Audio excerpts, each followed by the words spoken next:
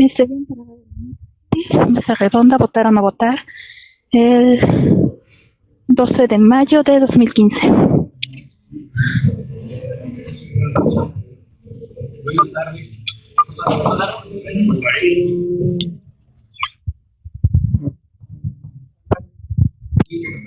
Comunidad de la UAM, Iztapalapa, de todas las disciplinas, ciencias sociales, que son los más interesados y preocupados, pero no solamente ellos, sino también los colegas de ciencias básicas y ingeniería, que no solamente entienden de números, sino también de problemas políticos nacionales, sobre todo. Y los compañeros de ciencias básicas y de la salud también, bienvenidos todos. Bienvenidos, comunidad de UAMI, a este evento. Hoy la pretensión del evento es discutir sobre uno de los temas que en este momento están en pleno desarrollo, que es el proceso electoral 2015, poner en juego la reforma política del año anterior, mirar los escenarios bajo los cuales el comportamiento y sobre todo la trayectoria política de México avanza. Y para esto tenemos hoy día dos conferencistas externos, un conferencista interno que nos acompaña diario y un colega bastante estimado entre la comunidad de la UAMI, el maestro Pablo Javier Becerra Chávez, bienvenido. También tenemos dos notables personalidades externas. Uno, el consejero electoral Marco Antonio Baños, alguna vez también egresado de la UAM, por cierto, a quien le damos la bienvenida. Y el consejero electoral del INE, en este momento, también tiene mucho que plantearnos, platicarnos, desarrollarnos, reflexionar junto con nosotros y sobre todo provocarnos. También nos acompaña el maestro José Antonio Crespo, también alguna vez ha pasado muchas veces por estos pasillos y estos espacios universitarios de la UAMI, y bueno, hoy es un colega bastante reconocido, no solamente por su trayectoria politológica, sino también por su presencia mediática, su presencia como comentarista, opinador y sobre todo como profesor y sobre todo investigador de temas electorales y políticos nacionales. Entonces tenemos tres personalidades que nos van a dar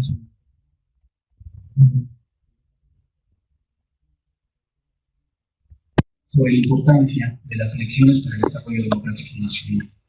También nos acompaña, en última instancia, no por eso menos importante, en este momento para elaborar este evento, el doctor Octavio Nateras, que es nuestro rector de UAMI, bastante reconocido, nosotros lo tenemos todos los días, y en este momento él hará la presentación, la inauguración del evento. El evento tendrá una dinámica, se las platico un poco para sobre todo esperar el espacio. Empezará platicándonos sobre la trayectoria de las elecciones, hasta por 15 minutos. El maestro Marco Antonio Baños vendrá hasta por 15 minutos el maestro José Antonio Crespo, y vendrá hasta por 15 minutos en una tercera participación el maestro Pablo Javier Becerra. En ese orden y con esos minutos estaríamos llegando hacia las 3:15 de la tarde, perdón, la 1:15 de la tarde, porque este evento estaríamos intentándolo cerrar por las agendas, por los tiempos, sobre todo de los colegas externos que amablemente nos visitan el día de hoy. Lo intentaríamos cerrar hacia las 2 de la tarde. Entonces tenemos un espacio después para una sesión, una ronda primera de preguntas y respuestas, 5 o 6 preguntas en bloque, en grupo. Damos respuesta hasta por 3 minutos cada uno de los participantes en la mesa, y después volvemos, si es necesario, a abrir una segunda ronda de preguntas y respuestas. La idea es tener un diálogo, escuchar las propuestas de cada uno de nuestros tres participantes, colegas y sobre todo expertos en el tema de los procesos políticos y sobre todo por los procesos políticos electorales, y bueno, escucharlos y luego plantearles también una serie de preguntas que seguramente rondan en las aulas, seguramente rondan en los medios, seguramente cada uno de ustedes tiene múltiples preguntas sobre por qué una elección, para qué una elección, a quién beneficia una elección, es necesaria una crisis de representación para modificar, es necesario un voto para consolidar qué importancia tiene el voto, qué importancia tiene experiencias afectivas con respecto al voto. Tenemos una buena cantidad de temas y bueno, dejemos que empecemos esta mesa escuchando al rector de nuestra unidad, Octavio Montera, que finalmente también da la bienvenida y nos inaugura este evento. Muchas gracias, doctor. Gracias. En primer lugar, por agradecer mucho la presencia acá del profesor Antonio Crespo, profesor CIDE, quien ha estado cercano a la universidad en diferentes momentos. Muchas gracias por estar acá.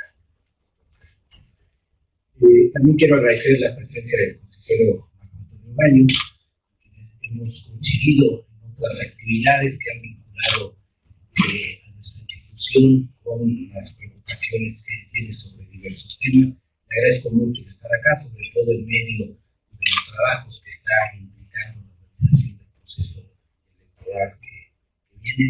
Muy amable, bienvenido en este caso de regreso a este espacio de la UAM, Iztapalapa, a esta sede de la unidad Azcapotzalco.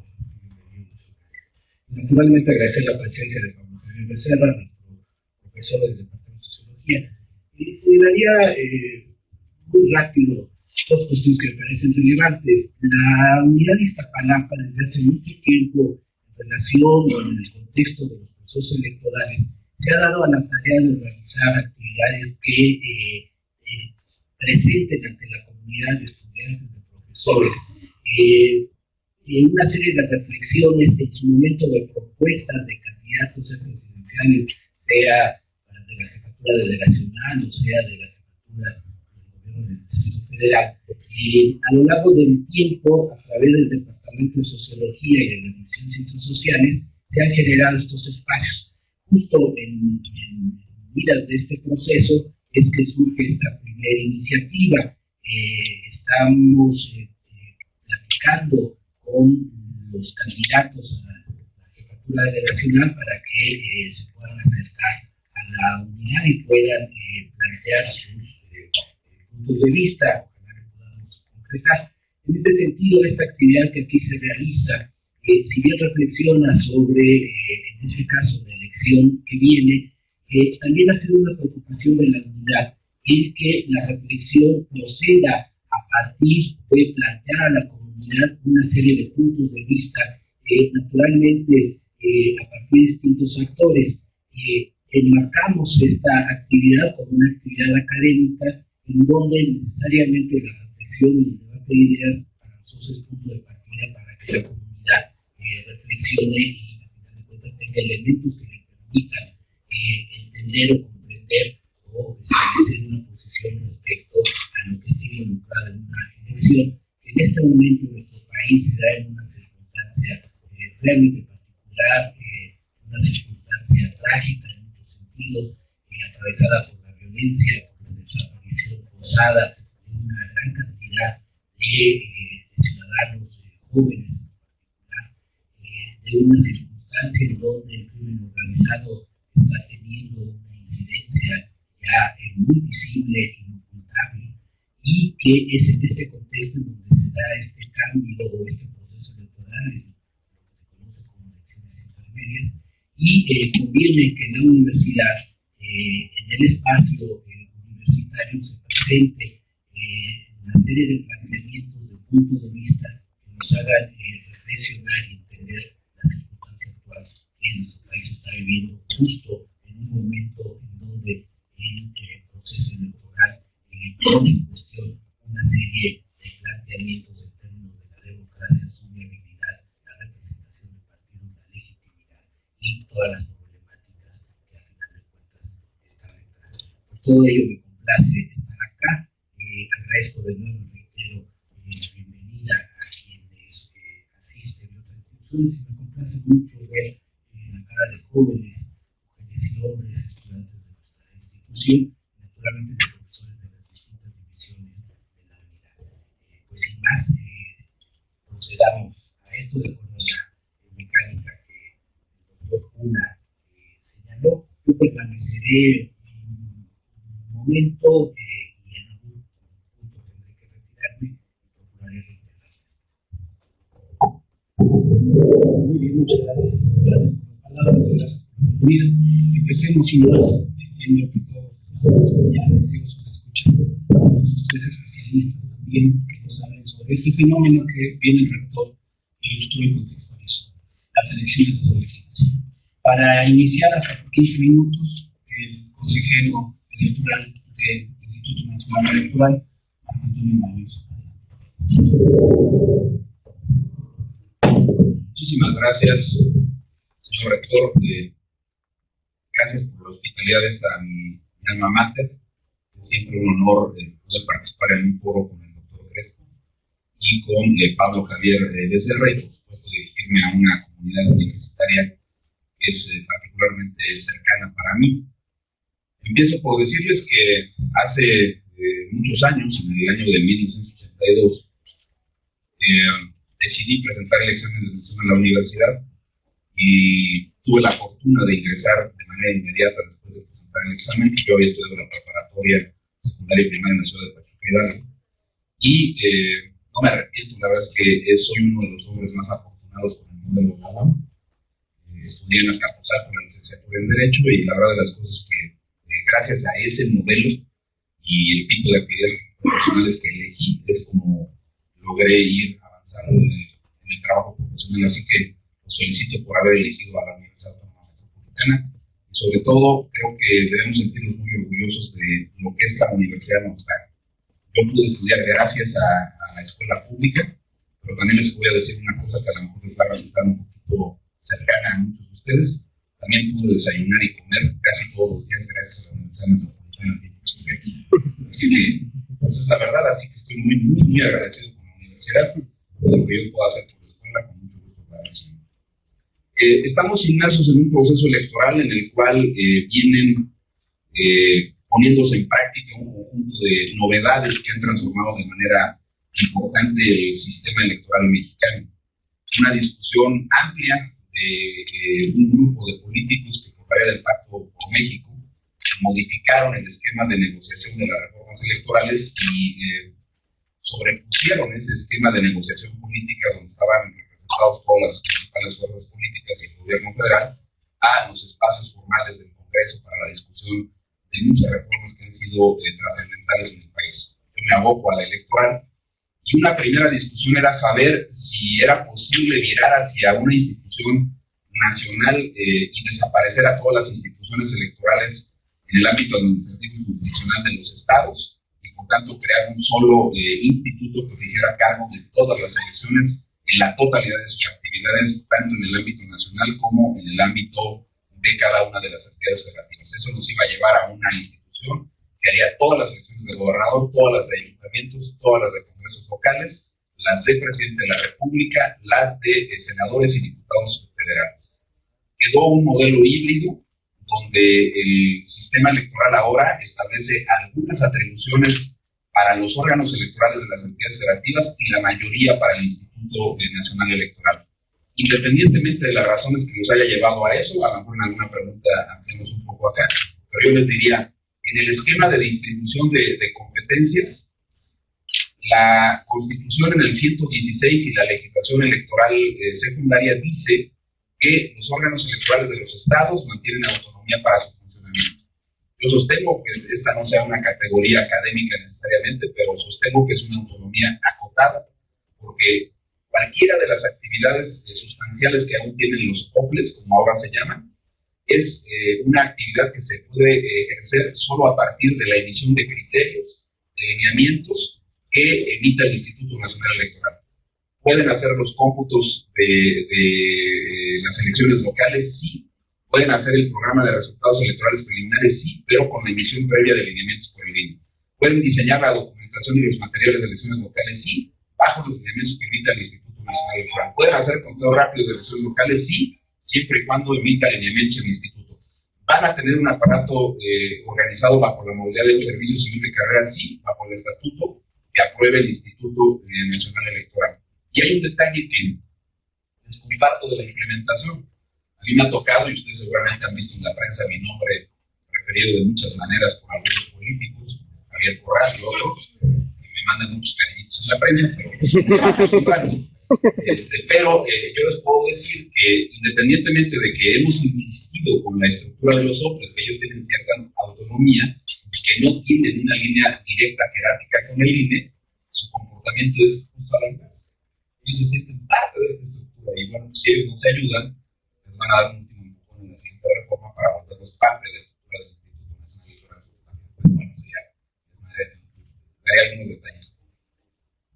Aspectos concretos de implicaciones que ha tenido ese modelo. El INE designa ahora a los consejeros electorales locales, no son más los congresos locales, es decir, no son los partidos a través de los grupos parlamentarios. Hay una asimetría en ese modelo, porque los consejeros del Consejo General del INE, o sea, nosotros, seguimos siendo designados por los grupos parlamentarios de la Cámara de Diputados y por consecuencia somos designados por los partidos políticos. Ya tendremos alguna discusión respecto a si por eso hacemos lo que los partidos dicen, yo sostengo que no. Habrá algunos, como mi querido amigo Riva Palacio, que dice que si revisan cómo votamos, saben de qué color somos los consejeros. Yo creo que eso es un absurdo. Entonces, cuando le demos la razón al PAN, somos panistas, cuando le demos al PRD, somos PRDistas, cuando le demos a Morena, somos de Morena. Lo va a decir el doctor Crespo, que también ha escrito varias líneas, que si revisamos sistemáticamente las votaciones, pero bueno, ahí podemos ir discutiendo. Pero una implicación ha sido que al designar a los consejeros locales, los gobiernos de los estados han tenido actitudes diferenciadas frente a los OPLES. Este es un punto importante. Por la vía de la asignación de los recursos presupuestales, que la ley dice, tiene designa consejeros, pero el presupuesto para su funcionamiento lo entrega el Congreso local a través de las asignaciones que se autorizan anualmente, y el salario de los consejeros lo tienen que establecer en el presupuesto de egresos de cada entidad federativa. Pues ahí hemos tenido problemas y actitudes y comportamientos muy diferenciados. Algunas excepciones bastante significativas, el Estado de México y el Distrito Federal, donde lo que se ha aprobado por parte de la Asamblea Legislativa por el Congreso Local de Ledomex, sin problemas. Morelos tuvo algunas complicaciones para la asignación presupuestal, pero por la vía de ampliaciones presupuestales hemos logrado que tengan los recursos. Creo que Graco, el gobernador Graco, ha sido bastante accesible en esa parte, apoyar al OPLE. Casos extremos, Guerrero, donde la problemática con la CETEC ha impedido prácticamente que se concrete el Tratado de Recursos Públicos para el funcionamiento del órgano electoral. Sin embargo, la elección va caminando. Sonora, por ejemplo, ha sido también un caso bastante significativo en esa parte, pero podemos ir viendo caso por caso. Después, otro detalle que me parece importante de mencionar es que en el contexto del país estamos en situaciones inéditas frente a otros procesos electorales. Y creo que el caso que requiere una atención especial es Guerrero. No hay un problema generalizado de inseguridad, al menos no que implique una consecuencia sobre la organización del proceso electoral. Eso sí lo quiero puntualizar. Si alguien sostiene, por ejemplo, que Nuevo León, Michoacán o Tamaulipas, por citar algunas entidades federativas, tienen problemas para la organización del proceso por la inseguridad pública, creo que necesitan revisar algunos datos. Yo se los digo, he estado en recorridos permanentes por prácticamente toda la República. Acabo de estar en Reynosa, en Michoacán, estuve también en Zacatecas, estuve en Baja Sur, estuve en Sonora, así que he podido palpar de manera directa qué es lo que está pasando, y mi diagnóstico no es por lo que me digan mis funcionarios, sino porque se platica con los académicos, se platica con los medios de comunicación y con los partidos políticos. Y creo que las condiciones son adecuadas, pero Guerrero sí necesita una atención especial, porque creo que estamos en una situación bastante inédita, particularmente Chilpancingo, Tlapa, Comonfort, Ayutla, y algunas zonas de Acapulco que podrían tener un problema. Si se combinan algunas circunstancias, son 4.807 casillas que se van a instalar en Guerrero. Si se combinan algunas circunstancias, podría haber algún problema con la elección de gobernador. Eso hay que tenerlo en cuenta, porque recuerden ustedes que el 20% de casillas no instaladas actualiza una anulación de una elección. Entonces hay que tenerle cuidado de esa parte, que no se vaya a generar alguna cuestión. Hasta el momento, les podría decir que todas las casillas están listas para ser abiertas. Vamos a ver qué ocurre el día de la jornada electoral.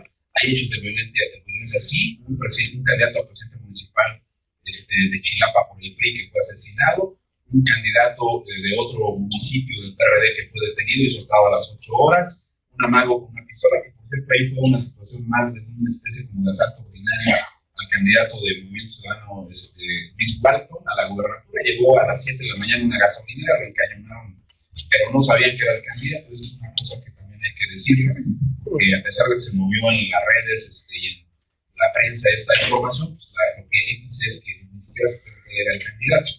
Hubo recientemente una situación muy incómoda en el estado de Jalisco, menos de lo que dijo la prensa, también se los quiero decir con toda claridad.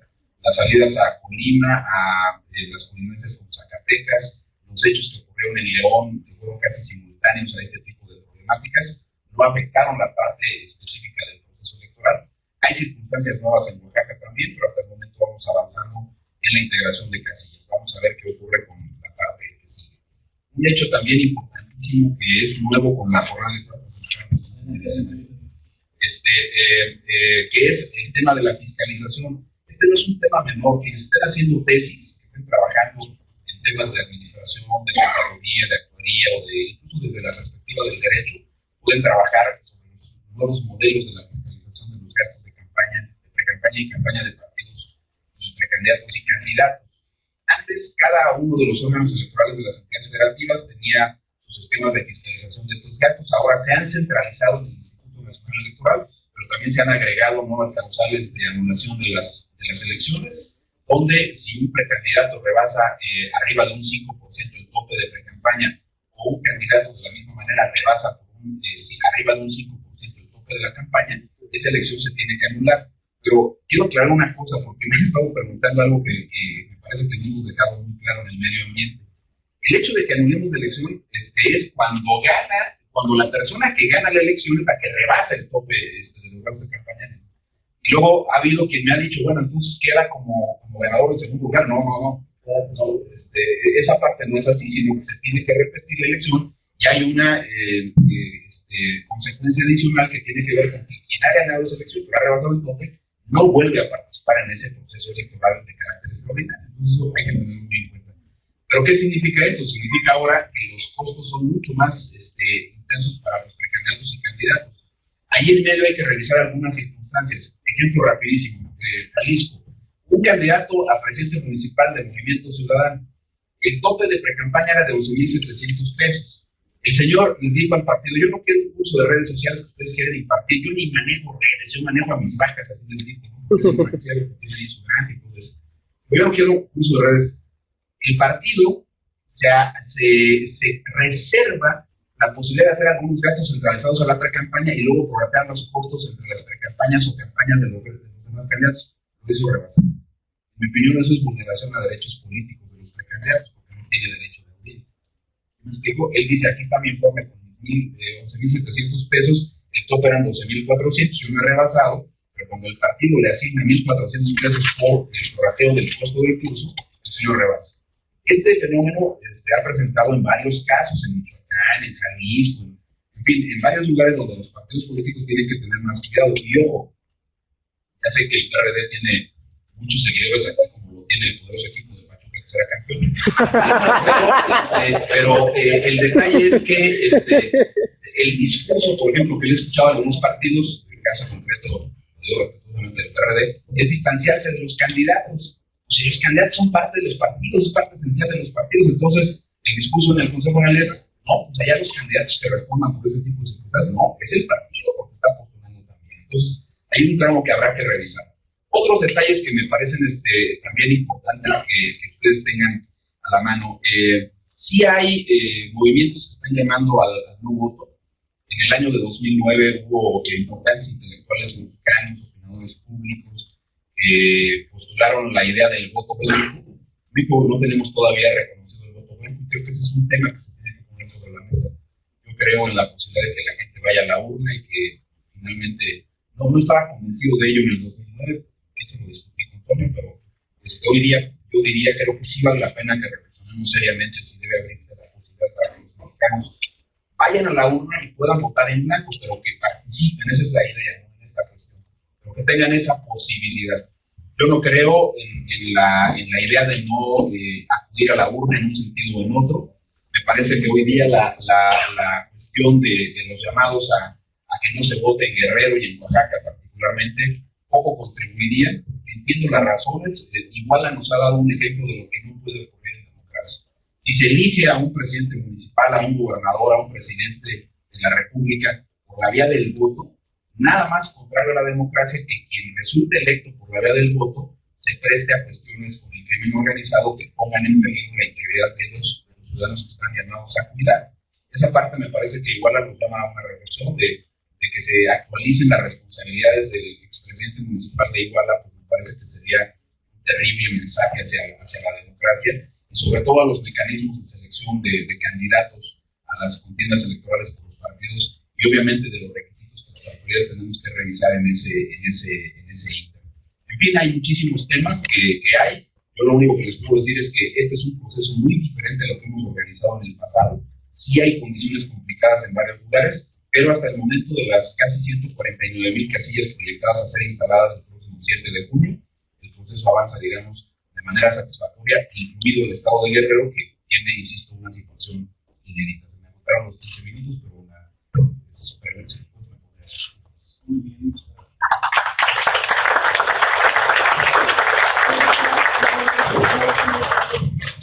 Muy bien, como bien dice, los 15 minutos, gracias por el respeto a los 15 minutos. ¿Por qué? Porque es el inicio. Estamos en un diálogo, después en una reflexión colectiva, entonces iniciemos con estas reflexiones importantes. 5 logré captar importantísimos temas que pudieran generar muchas preguntas más. A continuación, el maestro José Antonio Crespo, profesor investigador del CIDE, pero también entiendo alguna vez colega de UAM y Iztapalapa, también, y bueno, ustedes lo reconocen y lo conocen, no solamente por su presencia en los medios, sino sobre todo por su calidad de investigación sobre eventos políticos. Gracias por la invitación. Y sí, en efecto, me siento estos ambos. Siempre tienen una referencia a su primer empleador, en mi caso fue la UAM, cuando terminé mi licenciatura. Estuve aquí de asistente del doctor Salmerón, hace ya casi 40 años. Y fui profesor de ciencia política durante 5 años. Entonces, bueno, ya aprendí a hacer la carrera académica. Siempre agradecimiento a la institución. Mucha gente se está preguntando efectivamente ahora si votaron a votar. No es la primera vez. Siempre ha habido gente que dice desde hace mucho tiempo. Lo del voto nulo efectivamente se planteó hace 6 años, en 2009. Pero desde hace mucho tiempo no había esta posibilidad en la boleta. No con efectos jurídicos que no los tienen como otros países democráticos, si los tienen. Pero desde hace mucho tiempo estaba el espacio para el candidato no registrado, cuyo efecto iba a valer el voto nulo. Entonces, la gente que decía, ¿qué voto por el PRI? Entonces, vamos a pagar esto, pagarlo, lo pagamos fraude, entonces castigo, el voto nulo. Eso sí está contemplado, sí estaba contemplado en la ley, sin valor jurídico, pero diciendo pues, que quiera votar por quien quiera y anular su voto, porque ese es el efecto, pues estaba desde hace mucho. Pero como movimiento surgió en 2009, de muchos ciudadanos de diferentes ciudades, que por lo menos en el caso de mi razonamiento, aunque muchos llegaron simultáneamente, pues, ahora sí ya no sé por qué partido votar. No había votado por varios en distintos momentos en coyuntura, nunca por el PRI, porque yo siempre vi al PRI como el eje de la hegemonía partidista, y por lo tanto, por definición, un obstáculo a la pluralidad y a la democratización política de México. Electoral, pues, muchos se preguntaban sistemáticamente por el PRI, contra el PRI. A veces por el lado de la izquierda, a veces por la derecha, según las circunstancias, según el voto táctico. ¿Cómo puedo presionar más al régimen político? Bueno, voté en su momento porque era la alternativa a la alternancia con los institutos. Con la esperanza de que ese partido, que llevaba 60 años de estar manteniendo una postura contra la corrupción, contra el corporativismo, contra la impunidad, en algo actuara distinto del PRI. Llevamos 60 años con un partido de esa fuerza, de esa tradición, de ese valor moral que había peleado palmo a palmo para contar la selección, para el voto. Y si su principal eje histórico, y también el de la campaña de fuerzas es combatir la corrupción y la impunidad, algo puede que no vamos a dar oportunidad. Pero si este partido de tal envergadura y fuerza, algo tendrá que ser distinto que tú. Pues no. ¿A cuántos pesos votos de la corrupción metió a la cárcel el PAN en 12 años? Ya desde luego ya estaba seccionado. No tengo que esperar hasta Por eso en 2009. En 2006, de hecho, voté por un intento de identificar un partido, ya dirigentes y sitios de conocida, de confianza, etcétera, aunque me no se identificó directamente que era socialdemocracia. Vamos de diferentes maneras, y había un esfuerzo que iba creciendo hasta que llegó al registro en 2006. ¿Y qué pasó inmediatamente del registro? Se pelearon entre ellos. Ya personal, siempre sucede cuando un partido se forma y tiene acceso a recursos, ¿no? Se pelearon a golpes, literalmente, no es una metáfora, a golpes para quedar de disputarse la dirigencia del partido y manejar los recursos, lo cual hizo que muchos de sus votantes y simpatizantes dijeran, no estuvo la novedad de este partido. Y a mí me había decepcionado también el terreno. Entonces en 2009, ya con eso que había pasado con mi partido, con el que yo más me podía identificar, pues ahora sí, ¿qué hago? Es una pregunta que muchos hacen. ¿Cuál otro? Ninguno me convence realmente. Entonces te puso la idea de decir, pues yo no sé. ¿Sabes qué? No por el sistema electoral, por cierto. Yo creo que el sistema electoral no tenía con todos los problemas, dificultades a la línea, eso puede mejorar todavía.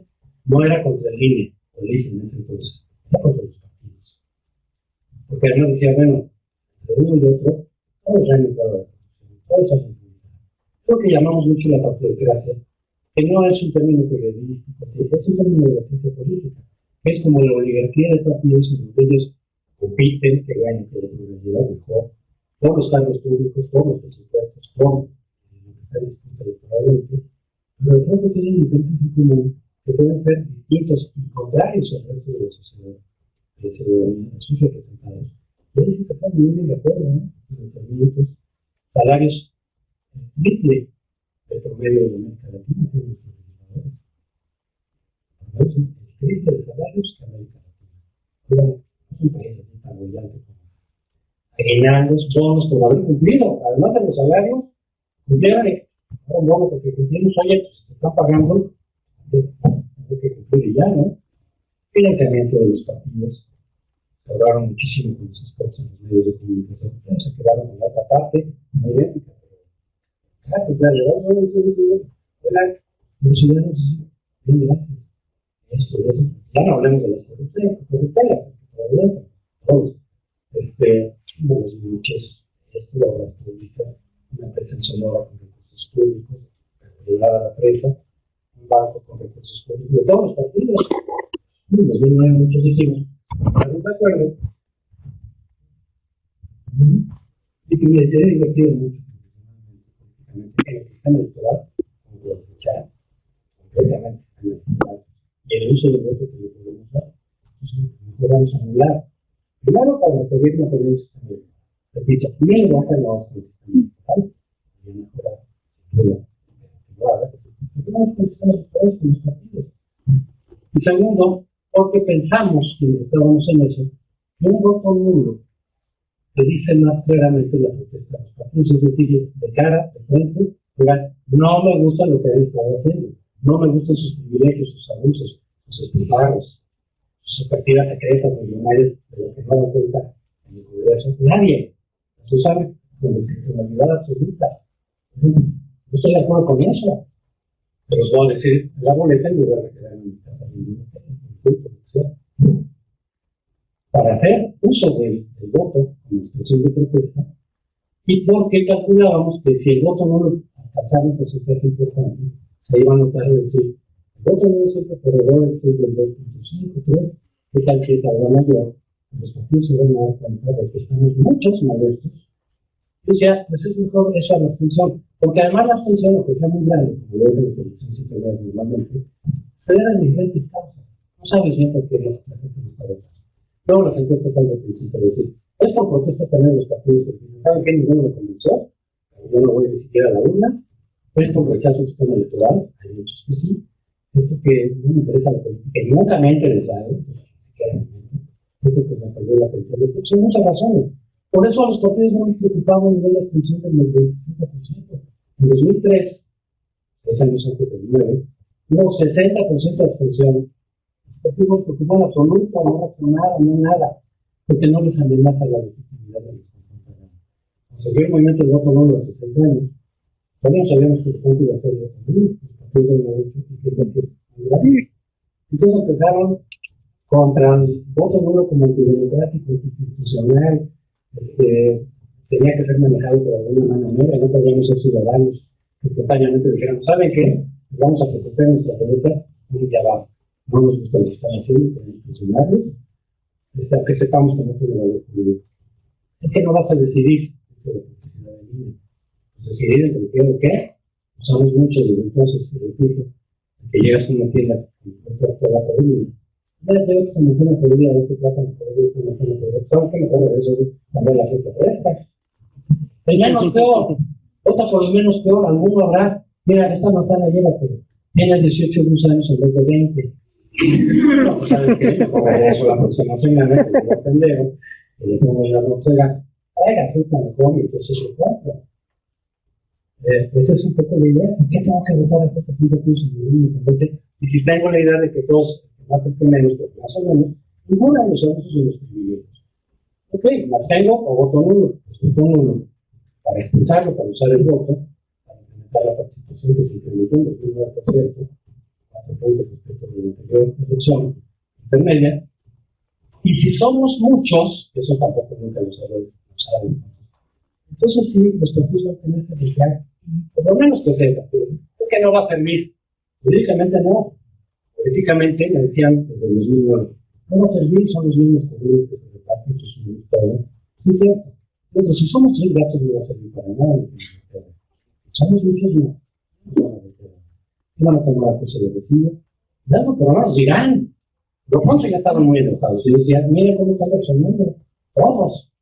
Es que te les importa, o sea, así como que no sirva de nada, no. Pero vamos a ver. El 6% del voto nulo, poco menos. Menos, y querían quitar esos que pueden poderlo. No pero mucho, pero el conjunto no mucho. Entonces, nada. Y de pronto viene la elección de los partidos, ya después de la elección, ya se la política. Hicieron la reforma política de 2010 a 2012, que incluye candidatos independientes, como decimos ahora, incluye iniciativa ciudadana. No la hemos usado, pero podríamos usarla.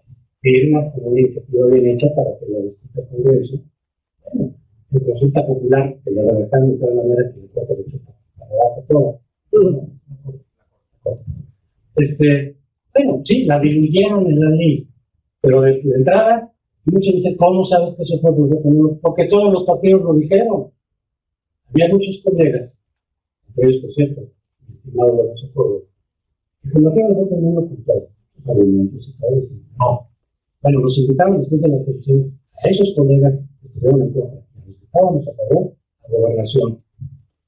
El secretario de Gobernación nos dijo, es que tenemos que hacerle caso a eso porque se está viendo la brecha y esta fue una señal entre ciudadanos y partidos.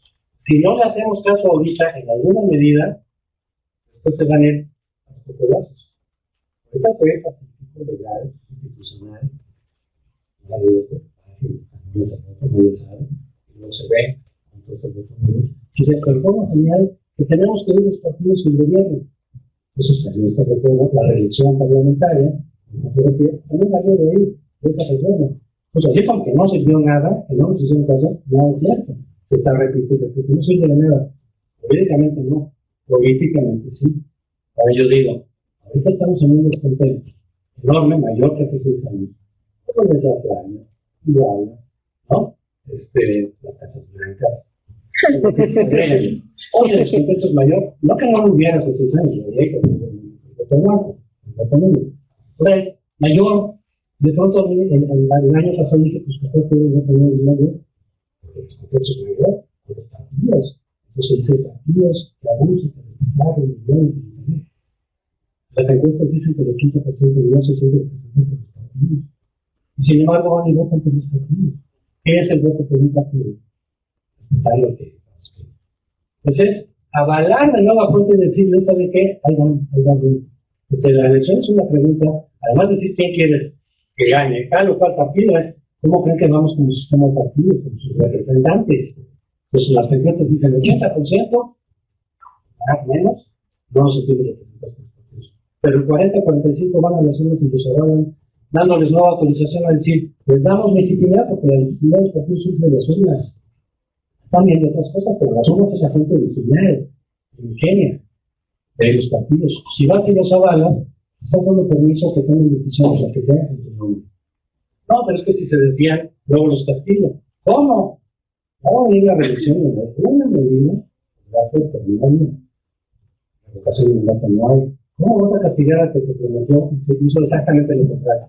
De ahí saltó a otro cargo y luego una campaña de diputados ahora que hacen una campaña de sus eslóganes, no les vuelvo a fallar. O sea, nos falló, pero se nos juro que ahora no. Bueno, ya vamos cuántos años, desde la pluralidad en todo caso, digo, cuando el tiempo de hegemonía, y otra vez, no tenemos cómo castigarlo. Pues entonces, por lo menos, digamos, estoy en desacuerdo con lo que están haciendo, y presionamos de esa manera, con más eficacia que la expresión, a decir, cámbienle. ¿Cómo puede ser? Pues hay muchas maneras, ¿no? Se usan los clubes, se pueden hacer listas abiertas donde también decidamos el orden de los clubes. Algunos más radicales dicen que se quita. Bueno, pues hay muchos, el 8% sobre representación, gracias al cual el PRI tiene mayoría junto con sus aliados, pues que ya no hay ese 8%, que sea porcentaje de 8% de clubes, que es un mejor. Hay muchas cosas que se pueden hacer, pero no las van a hacer todo el mundo. Exijamos. ¿Cómo? Si vas y votas y le das tu autorización y le estableces una representación formal, dándole el permiso de que tome las decisiones que considere en tu nombre, y si tener posibilidad de castigo real y eficaz, pues hagan lo que quieren y decir, mira, yo digo que los partidos no nos hacen caso, me ocurren en todo lo que ocurre en Chile, en comunidades, ¿no? Porque saben que tienen un voto duro, no me refiero de cada uno de los partidos, sino hagamos lo que hagamos 40-45% de la gente. En primer rompa con eso. Entonces, ya. Y para terminar, hay muchas otras ideas, pero hay muchas discusiones, ha habido muchos argumentos mentirosos, para decir el voto nulo, no sé si le dije que yo políticamente puede servir, depende de cuánto sea, de poquito, como se suele nada, pero dicen es que va a beneficiar a los partidos de no financiamiento. Son los partidos que están haciendo campaña contra el voto nulo. Se vale, pues claro, ¿para quién? Si hay alguien de los ciudadanos que diga, es que a mí este partido me parece que es el que va a salvar a México, que se puede aparte, y no es corrupto nada, es una manzana que no tiene ni un solo gusano, eso se los veo. Bueno, pues el que no se los ve, que se la compre y la toma. Que si se los ve, pues se los ve. No le des ningún efecto a tu partido, vota por ese partido, se lleva a no que lo votaras por él. Pero los que de plano no tienen opción, tienen que ir por todo partido. Es cierto, muchos de los colegas académicos que nos confrontaron a voto nulo en 2009, un poco que sean, nosotros por partido de plata que no tienes que votar a fuerza. Ya las urnas, votan uno, haces tu protesta, lo haces visible, y somos muchos que saben los casos si no, pero por lo menos a nivel individual, ¿por qué voy a votar por tal o cual partido que no me convence? Que sus candidatos no me convencen, no me convencen, ya he visto los partidos, el desempeño de los partidos, pues entonces puedo anular, y en su defecto, abstenerse, pues yo también les concedo, no es lo que recomiendo, pero si alguien dice, pues sabes que yo, nadie me convence, yo simplemente digo, mejor anular el voto y de abstenerse. Pero desde luego que no tienes obligación de votar por algunos y no te convence. Este es mi deber cívico. Avalar a los partidos, hagan lo que hagan, te pongan a los candidatos que te pongan, incurran en corruptelas y en mochis, y de todas maneras eso no es democrático. Un voto democrático es de exigencia, de rendición de cuentas, de castigo. ¿Hay que voy a castigar a tal partido? Siempre va a castigar a los otros, sale igual. El voto no es un voto de castigo a todos, aunque no tenga efectos jurídicos. ¿Saben qué? No estamos de acuerdo con ese camino. Hagan algo, hagan reformas, cambien la dinámica, hagan incentivos institucionales para que ustedes mismos se autolimiten. Si nadie les presiona, ¿cuándo van a limitarse ellos? No hemos visto que se siguen con la cuchara grande, que hacen reforma electoral, pensando en ellos y en su contienda, no nosotros. ¿Cómo vamos a presionarlos a que cambien si no los estamos presionando, sino peleando? Yo no lo veo. ¿Cómo? Pero ese es el ambiente que prevalece. En todo caso, es riesgo, muchos favores. Que veo yo el descontento que hay. Y por cierto, decía yo lo de Gómez Montes, si hay que hacerle caso porque si no, entonces vienen los de la CT, que ya no ni siquiera voto nulo ni nada, vamos a impedir las elecciones. Ya eso no hubo hace 6 años. ¿Qué pasó de hace 6 años para acá? que no respondieron los partidos a mucha gente, entonces ahora dicen ni siquiera las urnas, ¿verdad? Los impedimos. Bueno, esta todavía es una vía legal, esta todavía es una vía pacífica institucional para expresar la protesta de manera eficaz. Entonces hay que hacer caso al ratito va a hacer, como están haciendo Guerrero y Michoacán. Ojalá que no tengan éxito, por supuesto. Pero esta es una expresión ya. Pero el descontento en las urnas, en los resultados de la gente que sí vaya o no vaya, muchos abstencionistas dicen, pues con la abstención muy grande se va a notar, no porque va a ser lo mismo de hace 6 años, 7 años. Si hay 60% de abstención, va a ser igual que antes. ¿No te puede ser 80? No, porque hay por lo menos un 40% de votos de un partidista que va a las urnas y va a votar y en todo su derecho. Pero entonces la abstención ya no se notó como una forma de protesta. Los partidos fácilmente pueden decir, un descontento, que lo de Trataya, que no sé qué, que las corrupciones, que los moches, que no sé qué. Pues, mi misma o menor participación, porque cuando hay elecciones de gobernador en los estados, a lo mejor se le da la participación. Pero bueno, mira, se reduce la abstención, el voto nulo, de acaso, igual que hace 6 años, no mayor ni mucho mayor. Y los votos de los partidos igual, aquí la gente puede ser los partidos, pues ahí está, no estaba cambiado el asunto. Si en cambio yo digo, porque además creo que los principales que puedan votar son los abstencionistas, como que era un partidista que vote uno, y él a mí que vote por su partido. Yo sí le doy los gusanos, ellos no. Pero los abstencionistas no es fácil, pero es oye, mejor ve, tómate media hora, camina 2 cuadras, y anula. Es más probable el mercado, digamos. Bueno, si en lugar de 60% pongamos, y 40% partidista, digamos así, hubiera 40 de abstención, 20% de voto nulo, y 40 de voto papista mismo, pues ahí está el descontento, ese se va a notar, los partidos no van a poder golpear a otro lado y decir, no pasa nada, sí, ahí está. Sí, pero damos más de lo que iba a decir. Es lo mismo que 6 años, van a decir, no vamos a problema. ¿Cuándo nos van a volver a pensar o a hacer la reforma que hacemos? No, no se va a poder hacer. Muchas gracias.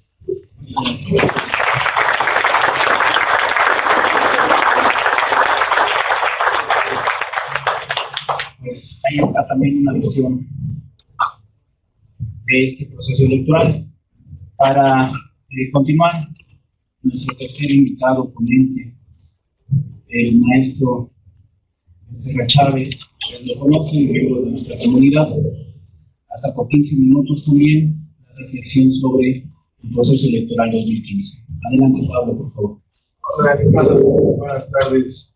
Es obviamente un honor compartir la mesa con José Antonio Crespo, que conozco desde hace ya varios años, con el consejero Baños también, hemos tenido oportunidad de comentar algunas cosas en otros foros, y obviamente agradezco al rector Octavio Matías por la amable presentación y al jefe del departamento, amigo Pablo Ticuna, por la moderación del evento. Bueno, ¿votar o no votar? Diría Hamlet en el video. ¿Votamos o no votamos? Miren, en un país monopartidista esta discusión no tiene sentido. Porque voten o no voten, no cambia. Y aún hay varios países monopartidistas.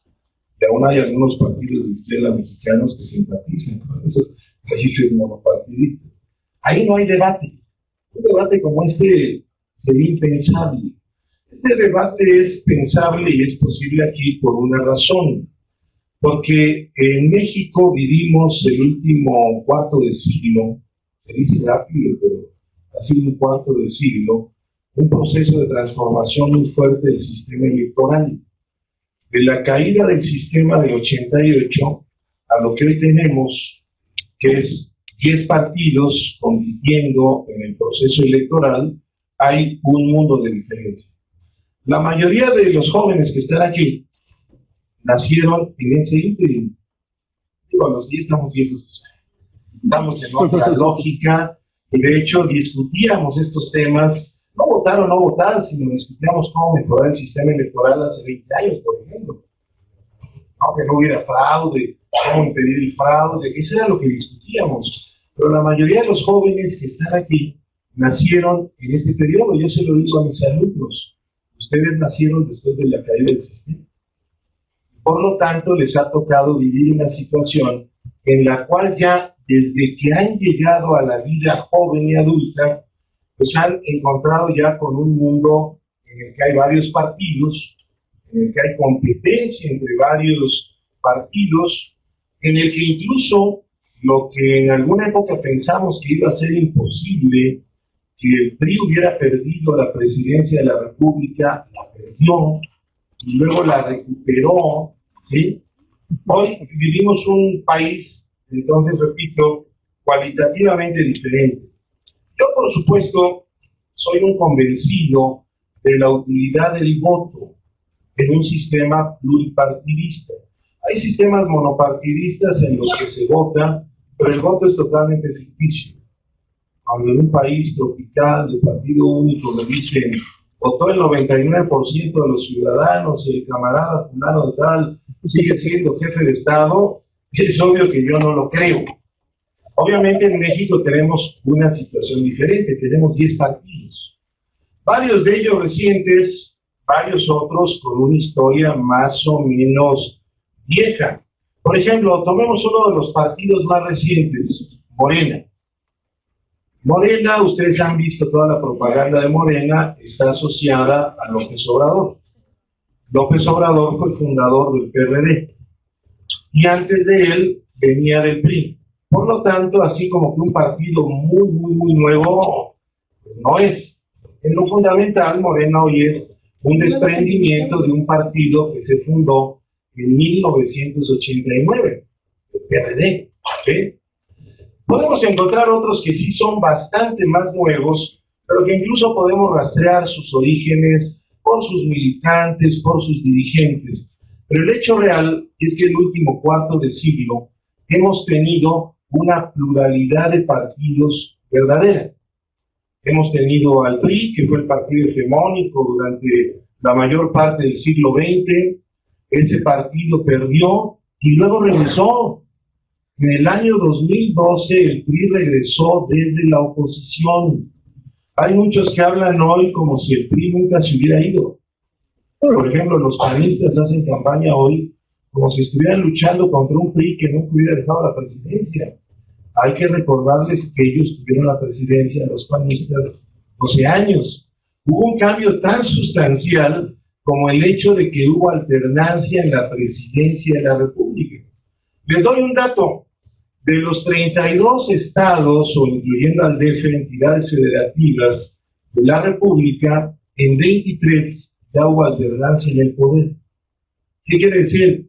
Que en 23 entidades que gobernó el PRI, en algún momento perdió ese partido, y algunas de ellas las gobernó el PAN, otras el PRD, pero les doy otro dato muy interesante.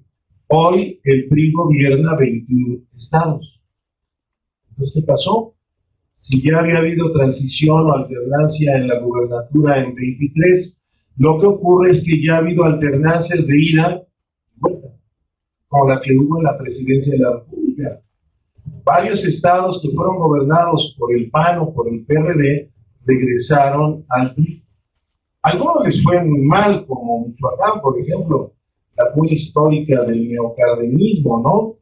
Ya sabemos toda la historia de Vallejo, su familia, toda la historia que ha sido documentada como nunca antes, ¿no? Por la Frutateca, por toda esa biblioteca impresionante del capo del crimen organizado en ese estado. Pero el hecho real, a donde voy, es que ya hubo alternancia en la presidencia y ya hubo alternancia en la mayoría de las gubernaturas. El Distrito Federal actualmente es gobernado por un partido que surgió como partido opositor, el PRD. Hoy en el DF es el partido gobernante. La mayoría de los partidos representados en el IEDF se quejan del PRD y lo acusan de cosas que el PRD acusa al PRI en otros estados donde el PRI gobierna. Hoy existe, obviamente, esa pluralidad en la cual algunos partidos están en el gobierno, otros están en la oposición, pero en los distintos niveles del sistema político mexicano hay tres grandes partidos que son gobierno y oposición: el PRI, el PAN y el PRD. Yo no votaría hoy por ninguno de ellos tres, por supuesto, pero ahí están. Hay muchos otros, los otros 7 partidos que hoy están en posiciones de minoría. Hay otros que son una especie de negocios familiares disfrazados de partidos. Allá adivinen ustedes de cuáles estoy hablando, de cuáles. Pero el hecho real es que hay varios partidos. Y los ciudadanos podemos votar o no por ellos. O como dice José Antonio, no votar por ninguno y anular nuestro voto. Por cierto, para aderezar el planteamiento que hacía José Antonio Crespo sobre el voto nulo, les doy un dato del Distrito Federal 2009. Aquí el voto nulo fue superior al voto nulo de todo el país. Pero aquí en el Distrito Federal, aquí en Iztapalapa, que es la cuna de Iztapalapa, el voto nulo fue una magnitud mayor a la distancia entre la candidata en primer lugar y el candidato en segundo lugar. Bueno, la candidata en segundo lugar. Bueno, aunque había un candidato formal en primer lugar, que es el famoso Juanito, ¿se acordarán? En realidad todo era una terrible telenovela que era 2 mujeres y la lucha por el poder, ¿no? Blanca, Delgada, Silvia. Pero el hecho real es que los votos nulos en Iztapalapa fueron expresión de eso que comentaba Crespo, del hartazgo de los ciudadanos con la bronca interna del partido que gobernaba la entidad y la delegación, y que se dividió. Clara Brugada iba en el parapeto de Juanito, que iba postulado por el PT, y López Obrador, formalmente miembro del PRD, hacía campaña para el PT, para que llegara Clara. Y a Silvia Oliva, a quien le dio la razón el Tribunal Electoral y la convirtió en candidata, ni el Instituto Electoral del DF le daba el registro a tiempo, porque estaba controlado por el sector más duro del PRD, ese instituto, ni la dirección de su partido en el DF apoyaba su campaña, de tal forma que ganó el caso ante el tribunal, pero solamente pudo hacer campaña una semana, mientras Juanito, Clara y López Obrador estaban haciendo campaña durante varias semanas. Esto hizo que más del 11% de la ciudadanía de Iztapalapa votara nulo, más de la diferencia entre el que ganó y el que quedó en segundo lugar. Por lo tanto, efectivamente, tengo la impresión de que sí hubo muchos ciudadanos que en 2009 aquí en el DF le quisieron mandar al mensaje al partido por el que habían votado, el que gobernaba y gobierna todavía el DF, efectivamente su mensaje: dejen de pelear y traten de hacer las cosas de manera seria. Pero bueno, regresemos a lo nuestro. Entonces tenemos que hoy en México sí tenemos una pluralidad de partidos. Tal vez no nos gustan muchos de ellos. Antes de empezar la mesa, comentaba con José Antonio, como hemos estado discutiendo estos temas desde hace más de 20 años, que tal vez él, yo y algunos otros de nuestra generación, pues ya estamos muy desencantados, ¿no? Porque en alguna época nos entusiasmó la reconstrucción de la izquierda mexicana, el abandono de los dogmas históricos de la izquierda, la transformación en una izquierda, digamos, ya menos atada a los dogmas históricos del marxismo, leninismo, etc. Luego nos entusiasmó mucho la posible alternancia en la presidencia de la República, y tal vez a estas alturas de la vida ya estamos muy viejos o muy desencantados de los partidos que hoy conocemos, o las dos tal vez. Creo que ya estamos en ese club más o menos. Pero el hecho real es que muchos otros ciudadanos han entrado a ver la película en diferentes momentos. Es decir, por cómo se han ido incorporando a la vida ciudadana. Por ejemplo, los jóvenes de hoy, es posible que muchos sí estén ilusionados con un partido. Aquí en la Iztapalapa, por ejemplo, siempre ha sido predominante la simpatía por los partidos de izquierda. Eso es más o menos obvio por nuestro entorno. O es posible que muchos otros compartan el desencanto extremo, por ejemplo, de los estudiantes de Ayotzinapa. Ha habido carteles en la unidad desde hace semanas que llaman a que no haya votación, a que se armen comandos a nivel de colonia, a que se hagan asambleas a nivel de barrio, y que de plano se extirpe por completo ese cáncer que es el mundo electoral o de las elecciones. No sé cuál sea la posición predominante hoy entre la mayoría de los jóvenes, pero lo cierto es que efectivamente puede haber muchos que hoy todavía confían en el sistema de partidos tal como lo tenemos, o muchos otros que, por el contrario, ya comparten un desencanto muy radical, muy en la lógica Ayotzinapa o CETEC, ¿no? Es decir, la CETEC o la CENTE de Oaxaca son la visión extrema en este terreno, están amenazando con que no van a permitir que haya elecciones y parece que están dispuestos a hacer lo que sea, como hemos visto en los últimos meses, ¿no? Garrotes, violencia, etcétera, para impedir las elecciones. Yo, por ejemplo, les diría hoy que yo hoy, de los partidos que existen, no tengo ninguno por el cual podría votar. No simpatizo con ninguno. Tal vez el día de la elección vaya a la urna a anular mi voto. O tal vez tome una moneda y decida la cuestión por método científico. ¿No? Es decir, águila o sol, y decidiré por entre dos opciones más cercanas. Debo aclarar que nunca en mi vida he votado por el PRI o por Madera. En algún momento voté por el PAN, por supuesto, compartí la idea de que en el año 2000 la alternancia era lo más correcto, incluso en mis artículos periodísticos de aquellos días defendí la posibilidad de votar por Vicente Fox. Es algo que muchos me echan en cara actualmente, ¿no? Y yo efectivamente reconozco que Vicente Fox fue el peor personaje para la primera alternancia en el poder. Fue lo peor que nos pudo haber pasado. Bueno, no, lo peor tal vez no, porque luego vino Calderón. ¿No?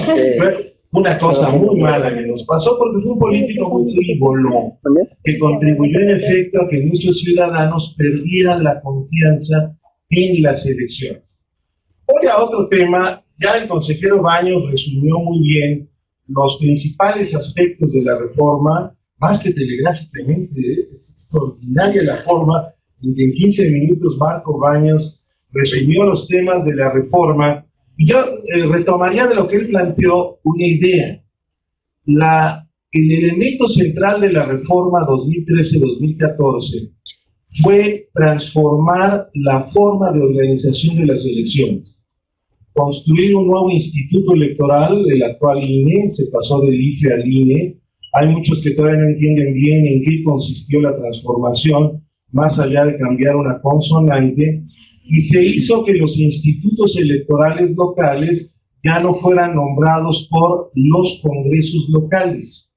La idea central que nos vendieron los partidos, primero para la transformación del IFE en INE, fue desterrar el sistema de cuotas.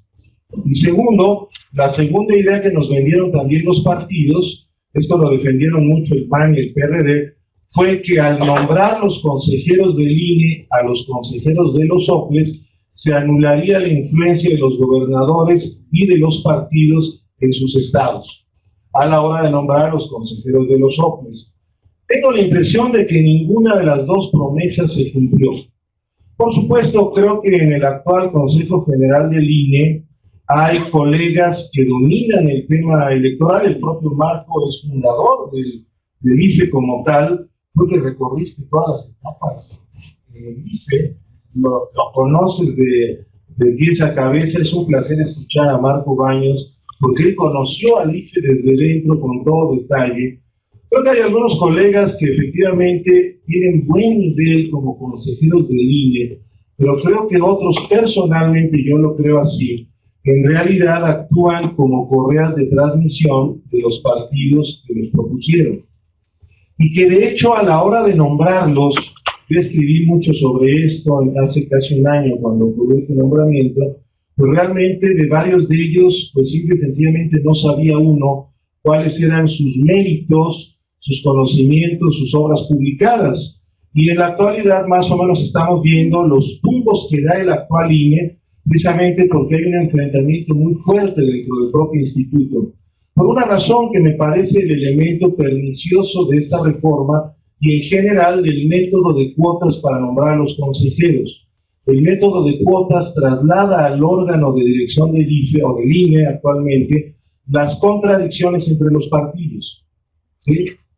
Ahora, el problema del nombramiento de consejeros de los OPLES creo que también nos quedó a deber, porque efectivamente hubo una serie de problemas al nombrar a los OPLES. Por lo menos yo, del Distrito Federal, tengo la impresión de que se siguió viendo muy fuerte la mano de los partidos, particularmente el partido gobernante en el Distrito Federal, que de una u otra forma se logró una integración del OPLE del Distrito Federal muy cuestionable, en mi opinión. Acabo de estar hace unos días en un evento del ILF, así que tampoco tengo un problema personal con los consejeros de ese instituto, pero tengo la impresión de que muchos de ellos simple y sencillamente no estaban al nivel.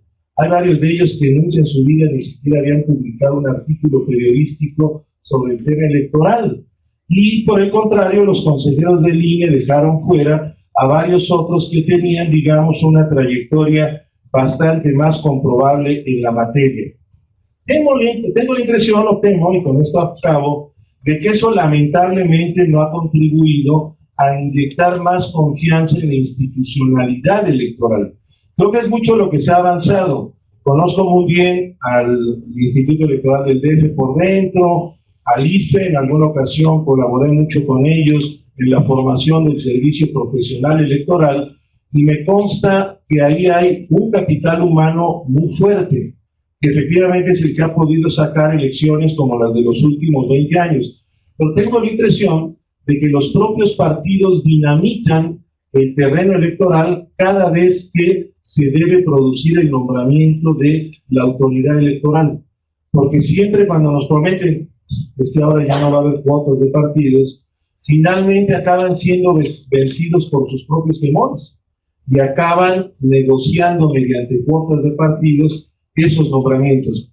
El grave problema de esto es que acabando la elección que se organiza con esa nueva autoridad electoral, de inmediato los partidos se empiezan a acusar entre ellos. Es que los consejeros tales que tenían tal color fueron los que cometieron el error. Hay un problema que me parece a mí que sigue siendo un círculo vicioso y que de una u otra forma habrá que abordar de manera seria en la, ni modo, es inevitable, futura reforma electoral. Todos los foros en los que he tenido la suerte de participar en los últimos meses, hemos concluido que lo más seguro es que acabando el proceso electoral de 2015, va a tener que haber una nueva reforma electoral. De entrada, para corregir muchos de los graves errores de la actual reforma. Pero yo creo que habría que aprovechar el viaje y tendrían que aprovecharlo precisamente para cerrar ya el expediente de la desconfianza en la autoridad electoral, como cierren el camino de las cuotas para la integración de los órganos electorales.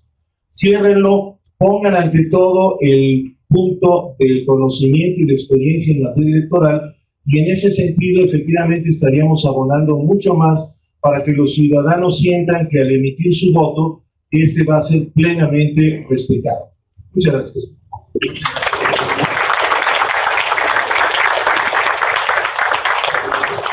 Muchas gracias. Pues empezamos una ronda. Antes de empezar la ronda, agradecemos la presencia del señor rector de nuestra institución. Tiene una reunión pendiente, por tanto pide y se disculpa con la audiencia, el auditorio, con todos nosotros por esta salida. Intentaría integrarse más adelante después de esta pequeña reunión, pero mientras nosotros empezamos nuestra ronda de preguntas y respuestas. Les pediría, muchas gracias, señor rector.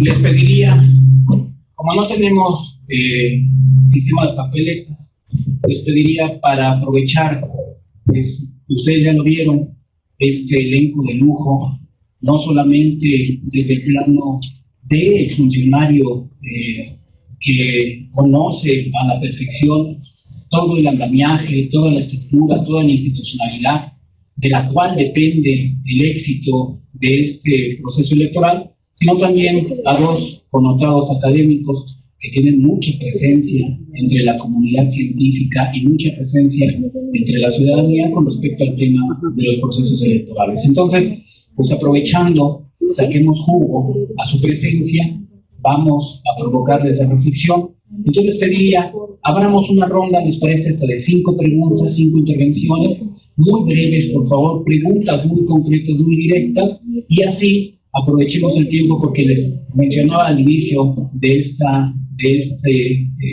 evento que por los tiempos también y las agendas, a las 2 estamos planeando terminar este pequeño momento académico y reflexivo con respecto a este importante suceso nacional. Entonces, ¿les parece que abramos una ronda de hasta 5 preguntas, muy breve, muy conciso, y dejemos hasta por 3 minutos a los colegas, y sobre todo académicos que nos acompañan y nos visitan, responder a estas interrogantes de nuestra comunidad? Adelante, pues, alguien que tenga alguna interrogante, pregunta, duda, adelante, hay uno.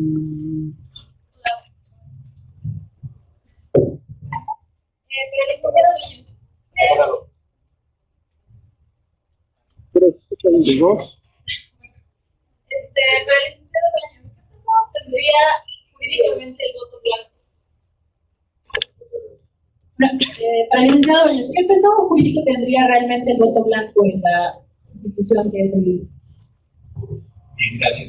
Otra, abramos 5 y en conjunto para también recuperar un poco de tiempo. Adelante. Es cierto que el voto nulo ayuda a que gane el PRI, al doctor Crespo. ¿Alguien más? Aquí, por favor. Bueno, debo decir que yo esperaba que hubiera más opiniones y como que la exposición ha sido muy parcial desde mi punto de vista. Y yo le pregunto a los cuatro, ¿por qué ustedes considerarían, o sea, para mí sería ingenuo pensar que un acto tan higiénico como el ir a anular el voto nos va a convertir en un elector o en un ciudadano activo social y políticamente? O sea, a mí me preocupa mucho eso. ¿Por qué no hablamos de la democracia directa? Porque aquí no se expuso que los ciudadanos somos muy responsables de la situación que vive actualmente el país. O sea, no somos activos social y políticamente. Una cuarta, allá, adelante, por favor. No. Primero una pregunta para que quiera contestar, me imagino que me va a hacer. ¿Cuál es la imagen que deja el INE frente a los electores? No, descontento de los partidos, mucho. Pero también el INE, hay desconfianza, como parece que se le pone el poder de esta partidocracia. Hay partidos que parece que se pasan las leyes por el arco del tiempo y los castigos o intentos de castigos mínimos, incluso hasta barrer, por favor. Muy bien, una quinta intervención, adelante. Bueno, aquí estamos hablando de anular el voto y que a partir de eso, si es un gran porcentaje, debería dejarlo y todo el mundo sabría que estamos, bueno, es un descontento total con el partido. Pero en este caso, ya se está viendo el contento incluso antes de la elección. Acá de que viene siendo que pongan más partidos políticos, de que, y bueno, sobre todo, que nos asegura que no se van a meter los votos nulos, o sea, porque si ha pasado de que los votos nulos terminan siendo para algún partido. O sea, entonces, realmente creo que la incógnita de votar o no votar viene siendo también de cómo voy a estar seguro de que mi voto nulo realmente se va a quedar en nulo y no va a ir a parar en las vidas de algún otro candidato. Muy bien, muchas gracias. Cerramos 5, les damos hasta por 3 minutos la palabra. En este orden del cual presentaron su propuesta el consejero Baños, el maestro Crespo, el maestro Becerra, en 3 minutos. ¿Les parece? Adelante. Yo creo esencialmente en que se tiene que regular la posibilidad del voto blanco, pero eso no quiere decir que yo crea en el voto blanco. Yo he sido claro en ese punto. Creo que como opción en términos de ejercicio de un derecho debe aparecer en la norma y tiene que aparecer un espacio en la boleta. Porque hay que distinguir, digamos, es un tecnicismo, pero sí vale la pena distinguir. Una cosa es el voto nulo y otra cosa es el voto blanco. El voto nulo proviene de un error. Si una persona dice, voy a usar 2 emblemas, pero esos partidos no están en coalición, el voto se anula. Luego, es una cuestión de anulación por un error en la forma de emitir el voto. En cambio, el voto blanco es un esquema de participación donde la persona va y conscientemente dice, yo no quiero votar por nadie y ejerzo mi voto en blanco. Esa posibilidad está en muchos lugares. Por eso creo que el doctor Crespo pues, ha sido de los promotores de esta cuestión, pero creo que estamos en esa sintonía. Es decir, un esquema de participación que no aleja a la persona de la urna, sino que va y expresa su voluntad de esa manera. Pero bueno, yo creo en el voto real, en el voto que elige una opción. Ahora tenemos un escenario en el cual hay candidatos partidarios y candidatos independientes. Y hay que revisar la forma en que los candidatos independientes participan, como muchas cosas que pasaron en esta reforma.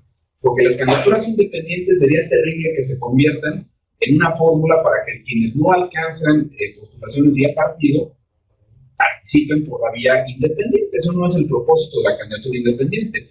Y obviamente hay que revisar condiciones de equidad. Y otro detalle que me parece importante, lo mismo pasó, por ejemplo, con la consulta popular. El mecanismo está al revés.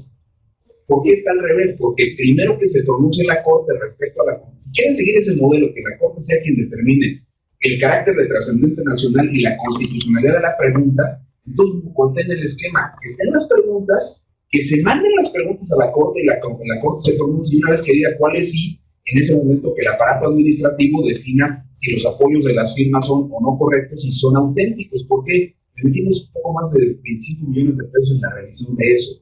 Esos sí son recursos públicos que no sirven para nada. Yo me hago cargo de mi expresión. ¿Por qué? Porque al momento que nosotros hicimos la revisión y entregamos los resultados, tuvimos que contratar gente que hizo esta revisión, el resultado se va a la Corte dice ninguna de las preguntas pasa. Y otro detalle, la consulta popular no puede ser un esquema a través del cual los partidos coloquen su agenda en los medios de comunicación. Ese es un mecanismo ciudadano, no partidario, en mi opinión. ¿Y qué hicieron? Todas las preguntas eran partidarias. Entonces, es un tema que se tiene que revisar. La otra cuestión, el tema de confianza, estoy de acuerdo, nada más hay un pequeño detalle. Yo no soy, yo voy a defender a la institución porque llevo muchos años ahí y porque evidentemente estoy convencido de que estamos haciendo bien el trabajo. No hay manera de que un solo voto se cambie en su sentido. Y hay miles de formas de demostrarlo, y lo digo muy rápido usando los 3 minutos. Muy rápido. Primero, las boletas se producen en cantidades exactas al número de electores por cada sección electoral. 2, todas van estrictamente controladas en su producción, en su distribución, y en la manera en que se registra el número de los folios de boletas que van a cada casilla. Y se tiene que empalmar el número de boletas que se usan con el que regresan al Consejo Distrital una vez que ha terminado la jornada electoral. Y por si fuera poco, ahora nosotros vamos a ponerlo, ya lo hemos hecho en el pasado, en el 12, pero ahora casi a tiempo real, va a haber una diferencia de 1 o 2 minutos quizá, pero vamos a hacer el registro de los resultados de la boleta, del acta de certificado de la casilla en el sistema del PREP, pero simultáneamente se va a escanear el acta y se va a poner a disposición de todo el mundo.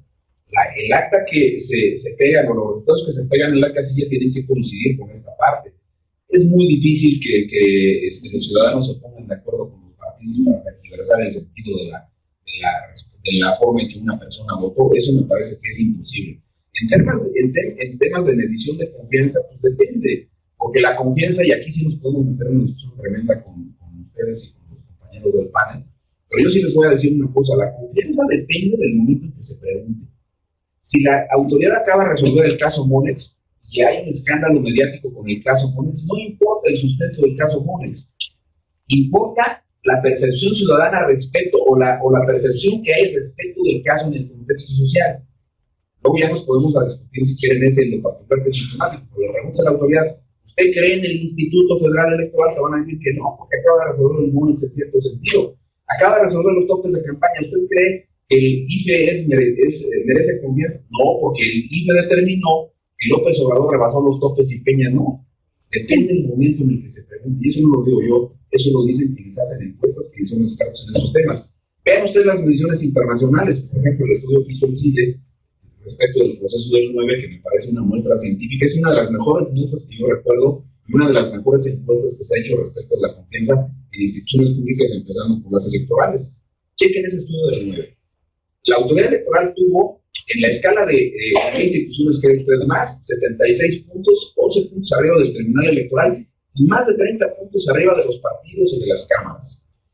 En un estudio del 12 que hizo también el CIDE respecto de cómo es la credibilidad en las instituciones electorales y particularmente en las elecciones a nivel internacional, en escala de 1 a 5, la media internacional es 3.3, en el índice quedamos en 3.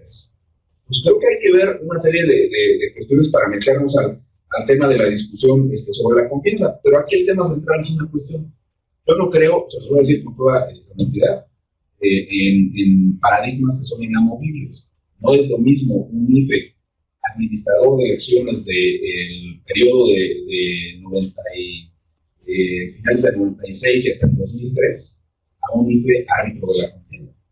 Son cosas muy diferentes. Me pongo a organizar casillas y las instalo, no pasa nada. Pero me pongo a resolver controversias con los medios de comunicación y con los partidos. Soy árbitro de la contienda. Ahí la cosa cambia. Ahí sí la cosa cambia. Hasta en un partido de fútbol lo vemos, que es el ejemplo, digamos, más cercano a estas cuestiones. ¿Cuántas veces le gritan en un partido al árbitro? Pues igual pasa de este lado. Oye, no, es que usted está mirando con ojos diferentes el tema. Prorrateo en los esquemas de fiscalización del 2012. No, es que me está aplicando reglas completamente diferentes a las del otro. Son más eficientes allá y más rígidos conmigo. Espérenme, si la regla las aprobamos juntos. Usted me impugnó el reglamento de fiscalización. Y la regla del prorrateo se estableció desde 1999. De 1999 hasta el 12, la regla fue igual. Entonces, digo, en 3 minutos no me alcanza el tiempo, pero cuando quieran entramos a cifras específicas. Yo les hago una recomendación siempre atenta y respetuosa. Nunca será con el ánimo de molestar. Pero yo soy de la idea de que cuando uno se mete al debate de que ustedes no son confiables, claro, estoy poniendo la camisa, claro. Evidentemente hay que tener el sustento para discutirlo atrás. Y el caso Monex me parece que necesita una discusión amplia, los topes de gastos de campaña, el arbitraje con las teles, etcétera. El caso del Verde, que hay que, obviamente, dar datos para ver cómo está ese tema. Hay muchos temas de ellos, quisiera platicar. Sí, la diferencia que hace Marcos de voto blanco y voto nulo. El voto blanco es deliberado por protesta, el voto nulo por error, efectivamente. Yo sigo usando el voto nulo porque mucha gente en 2009 decía, no se trata de meter la boleta sin nada, se anula de todas maneras, pero muchos decían, ¿y qué tal que apretar? Yo tampoco creo que se maneje fácilmente cambiar los votos y todo. Entonces, lo que está contando el voto del representante del partido, le pone ahí, puede. Los funcionarios que tienen casilla, que a lo mejor no tenemos confianza, pero puede ahí atraer y pues sí se puede escoger por un partido, pues no digamos mejor nula, con una leyenda o el tache, porque puede pasar, no se le quita, pero no, en los casillos no, más seguro, porque entonces ya, si está en el aire, es muy difícil decir, este es el partido y Carlos, no casi no, porque ocurra pero no puedes contar un voto que ya está tachado por un partido, no blanco. Hay otro movimiento que no había en el 2009. Dice, al empezar más nuestra opción de no va creciendo en ciertos sectores de la población, hay que romperles así como la cara y hacerlo. Ok, ese es el enojo más, pero ese no va a contar, ese sí no va a contar. ¿Por qué? Porque al tienes muchos papelitos, no vas a hacer lo que cabe de cada uno. Ese sí se queda. ¿Qué tenemos en la basura? Ese no se reflejó. Si es personal los partidos de hacer patente, esa es la diferencia entre abstención y no. Bueno, hay muchas modalidades de eso, de otro, pero en fin, se ha manejado mucho desde el 2009. El voto nulo favorece el voto. Se ha manejado en los demás partidos, obviamente. Los demás partidos que dicen es que el voto nulo, porque de alguna manera asumen los procesos otros partidos. Y los anulistas, si fuéramos a votar a las personas, votarían por ese partido. Pero el voto nulo favorece a los favorece a los grandes, o favorece a las mafias. Es que estoy creyendo que el voto nulo va a votar por ti si fuéramos a la una a votar por el partido. No es cierto. Los datos que tenemos en diferentes encuestas provienen de todos lados del voto nulo. En primer lugar, de la abstención. Entonces, si pasas la abstención al voto nulo, no cambió nada. No favoreciste ni perjudicaste a nadie. todas maneras debes a votar, simplemente estás expresando tu voto nulo para que se contabilice en cuántos votos nulos tuvo o blancos. Pero no repercute ni en favor ni en contra de ningún partido. Ahora, si tú ibas a votar por un partido y te convenció a alguien que mejora en inglés, puede cambiar si vinieran todos los mismo partido, a ponerlo así muy simplificado. Si todos los que iban a votar nulo, iban a votar realmente, los que votaron nulo, muchos de los que votaron nulo, iban a votar por el PRD, por decir algo, entonces estás afectando al PRD, porque de ahí vienen los urnos, pero resulta que es de todos los partidos. Las encuestas que yo analicé en el 2009 decían 5% de PRI, 5% de la PAN, 4% del PRD, en todo caso el que se benefició fue el PRD, no mucho, pero se benefició ahí. Eso es un mito, pero la gente lo dice, ya se convirtió en dogma de fe. Puedes demostrar, ha habido muchísimos artículos, expertos, colegas, otros diciendo con datos de IFE, con datos empíricos. Aquí había mucha participación y ganó el PRI. Aquí hay baja participación y ganó el PRI. Acá, ¿no? Hay muchos ejercicios que no se ve que la función sea una variable directa, inmediata, que favorecer al PRI. Pero existe esa idea, yo creo que se van a hacer también. Pero hay datos empíricos y otra cosa, decían, la democracia directa, para qué anular el voto. Digo, a ver, si vamos a plantear la revolución, pues yo no estoy en eso. Digo, de todas maneras va a haber elecciones. Aprovechemos el voto, la voz de las urnas, para que quienes estamos inconformes con los partidos, se los digamos mínimamente. ¿Eso va a cambiar radicalmente? No. Duele. Realmente, dependiendo de cuánto sea, que los partidos volteen a ver, que digan algo, que acepten algo. Democracia directa, yo no creo en la democracia directa tal cual, es decir, que vayan todos los partidos, acaben los partidos y nosotros tomamos todas las decisiones. Eso es Grecia clásica, con Florencia, un poco ciudadanos, de liberar. Aquí nosotros tomamos decisiones. Todas, los 100 millones, creo que cuántos, de ciudadanos, de todo, las leyes de todo, las decisiones de política pública, no se puede. La democracia representativa surgió precisamente, no se puede aplicar la democracia directa en sociedades complejas, muy pobladas, pero es una representación. Lo que yo sí digo es que esa representación se mejore, que tengamos mejores instrumentos de representación y de control. Porque ahorita mejoró mucho el sistema electoral en los últimos 20 años, hay que contar el voto, que hubiera pagado bien, no se quede el sistema, pero es de aquí para allá. Ok, cuentan mi voto, yo usted por tal partido y hay alternancia, usted por tal partido y tiene más representación. Y luego de allá para acá, cuando no con lo que ellos ofrecieron, o lo que yo les dije que les daba el voto por tal este programa, como nada, entonces digo, no tenemos los instrumentos de partido. Ya les di el voto, ya se legitimaron, empiezan a tomar decisiones que no tienen nada que ver con lo que me dijeron, como castigo. Esa parte falta. A lo mejor vamos a hacer. Pero en democracia directa se logró con el voto nulo, la consulta, la iniciativa, que son instrumentos complementarios en varios países modernos. Es decir, hay ciertos temas que sí les preguntas a los ciudadanos para que decidan sí o no, o qué, con presupuestos, con tal, con obras. Hay temas que sí.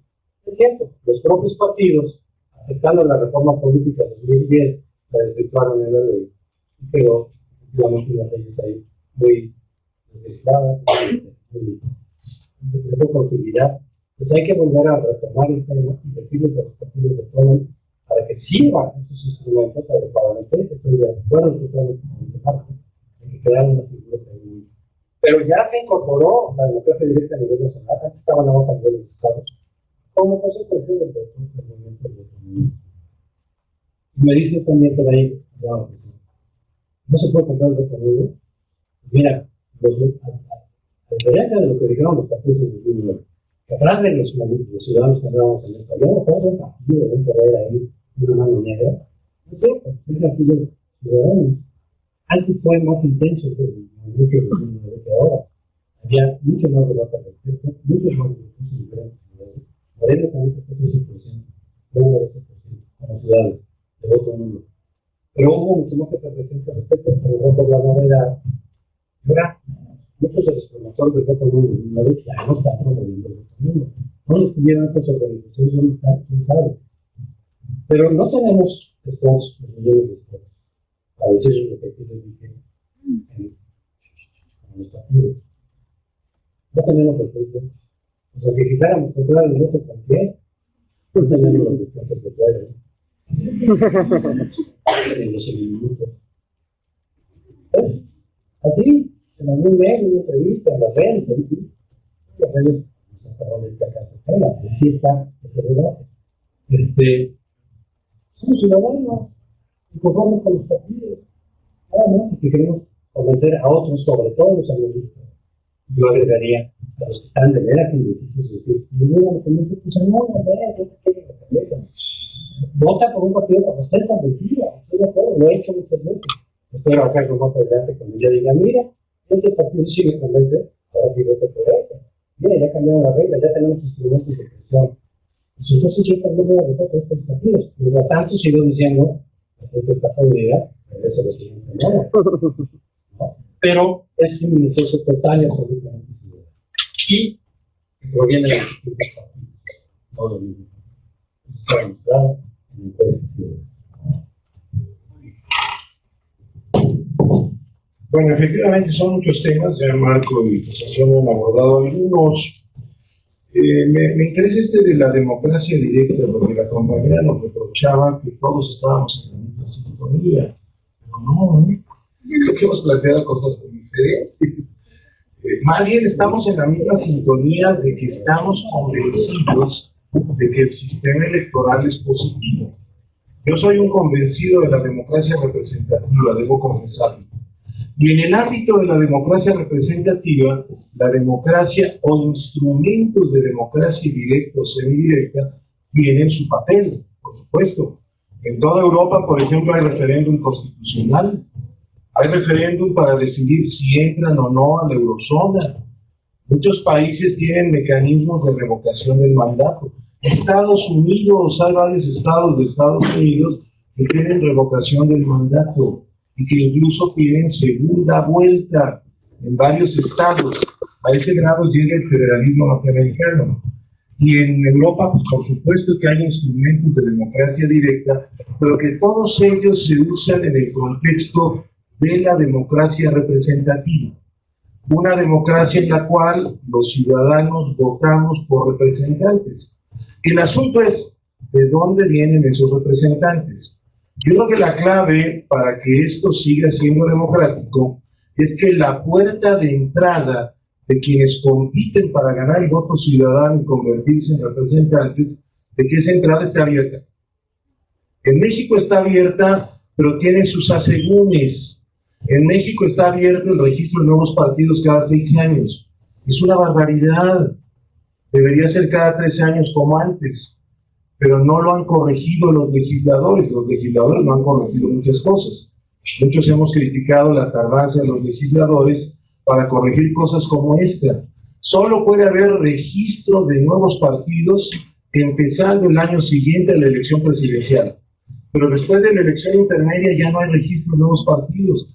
Debemos tener la puerta abierta. Ahora, segundo, tenemos lamentablemente un sistema demasiado partidocrático, en los términos que explicaba José Antonio al principio, no en términos peyorativos de hablar en contra de los partidos, sino en términos de que es un sistema que ha dotado a los partidos de un poder excesivo, de poderes excesivos, por ejemplo, prerrogativas excesivas. ¿Qué partido político se preocupa hoy por pedir cotización a sus militantes? En alguna época de mi lejana juventud, yo fui militante de algún partido político y era muy importante pagar una cuota a ese partido. Era parte de la mística de saberse miembro de un partido. Y lean ustedes a los clásicos, Duverger, el que quieran, y van a encontrar que el tema de la cotización de los afiliados a un partido era fundamental. Hoy, ¿qué partido se preocupa por hacer eso? Si desde el momento que le dan el registro tiene una bolsa impresionante de financiamiento público y una bolsa impresionante de tiempo en radio y televisión. Hoy ningún partido se preocupa por cobrarle cuotas a nadie, y cuando mucho los que pagan cuotas en los partidos son los que quieren cumplir con el estatuto del partido porque aspiran a ser candidatos a algún puesto o de dirección interna o de elección en algún momento. Pero en sentido estricto hoy tenemos un sistema electoral que ha dotado a los partidos de un conjunto de prerrogativas excesivas. Y en este punto hay que voltear, por ejemplo, Europa. En Europa hay financiamiento de los partidos, sí, pero es una fracción pequeñísima del financiamiento que hay hoy en México. Cada nueva reforma electoral que ha habido en México, los partidos han modificado cosas. Que ahora corramos a los anteriores consejeros, ya no nos sirven, ahora nombremos otros, pero lo que nunca han modificado es que haya menos dinero para los partidos. Hoy tenemos partidos muy ricos. Yo creo que ellos mismos deberían entender que deberían recortar eso. De la misma forma que deberían entender otras cosas. Obviamente el problema es que la transición mexicana a la democracia corrió por tales caminos que efectivamente se fue generando este modelo. No es que nuestros partidos sean perversos. Lo que ocurre es que tuvimos una transición muy peculiar.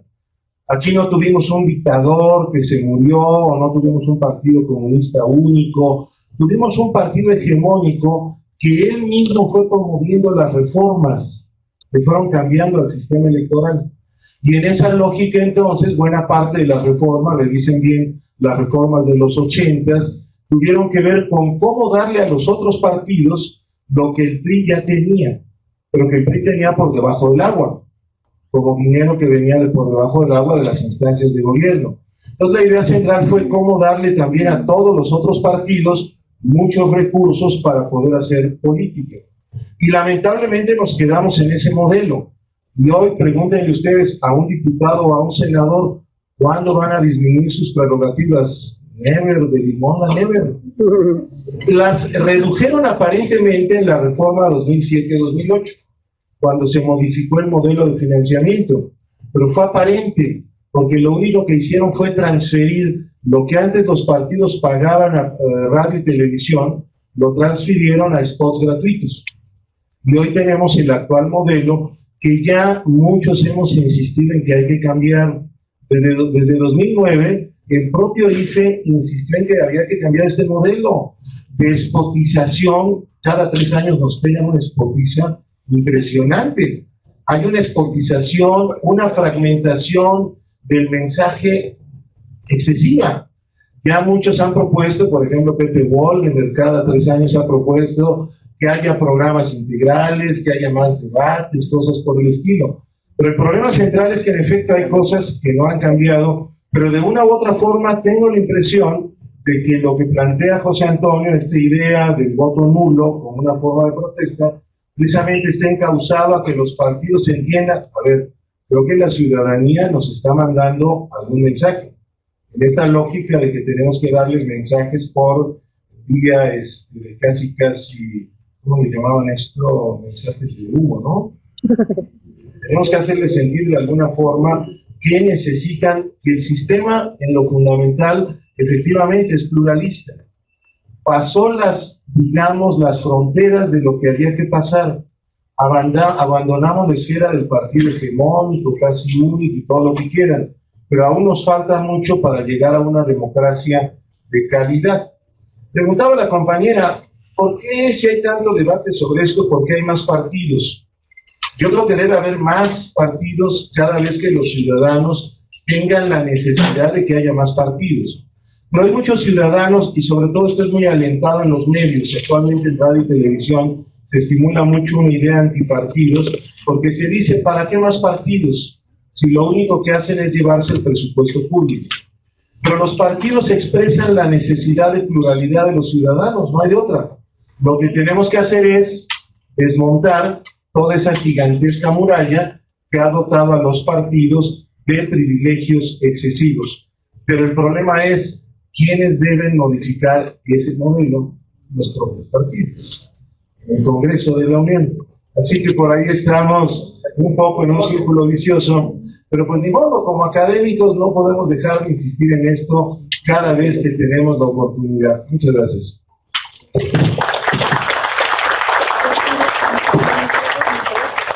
Nos quedan pocos minutos, en realidad nos quedan 8 minutos, pero a mí me gustaría, desde este lado de la mesa, ya que existe tanta provocación intelectual y tantos temas en la mesa, ¿por qué no agendar esta mesa un mes posterior a la elección de junio? Es decir, ¿por qué no volver a reeditar esta mesa a raíz de los resultados electorales y a raíz del proceso, por ahí del 7, del 6, del 8 de julio? ¿Qué les parecería? Es una invitación pública que recuperemos este debate. Es un debate intenso. Yo también creo que se han mostrado las posiciones, no es necesariamente una sola visión sobre el proceso electoral. Hay 3 visiones del proceso electoral y múltiples temas, y que les parece si nos quedamos con la promesa de parte de nuestros 3 colegas y sobre todo notables invitados de reeditar esta mesa por ahí a un mes del proceso electoral y hacer una evaluación de lo que se ha hecho aquí y de los resultados. Y eso a lo mejor nos garantiza también mantener fresco, abierto este debate con ustedes, pero además también nos permite imaginar los escenarios que se desarrollará México en los próximos años. La invitación está abierta. No sé si tengan alguna pregunta, duda, comentario más.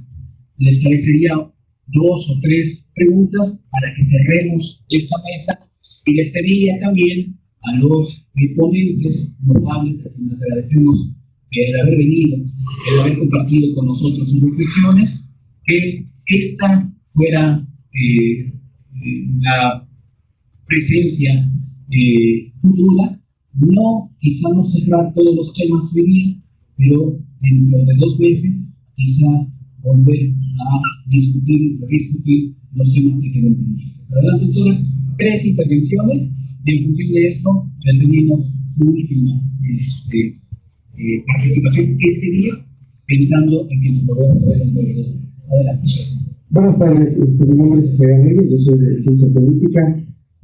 Tengo 2 preguntas para el consejero Baños.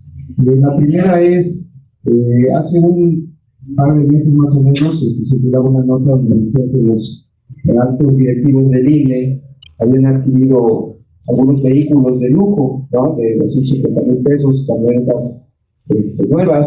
Pues quisiera preguntarle si es verdad, y en caso de que no fuera, pues éticamente qué representa para él, para el instituto, en un país donde muchas de las veces muchos hospitales tienen que atender a la gente de los pasillos.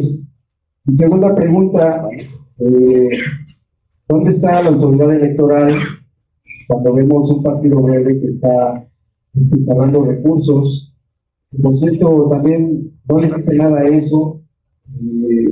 Los recursos que le tocan a este partido, les alcanza para todo eso, o no nos dice de dónde, o no nos preguntamos de dónde están sacando, quién está inyectando los recursos para toda la parafernalia que estamos viendo diariamente, sobre todo en este época electoral. Sería todo, gracias. Adelante, segunda intervención, por favor.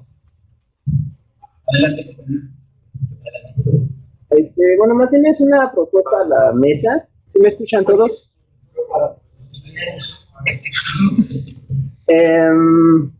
Yo propongo, bueno, no sé, a mí me parecería que en esta siguiente mesa inviten a personalidades como Julio Hernández López, Pedro Miguel y no sé, algún miembros del partido político para enriquecer más este debate de las elecciones intermedias.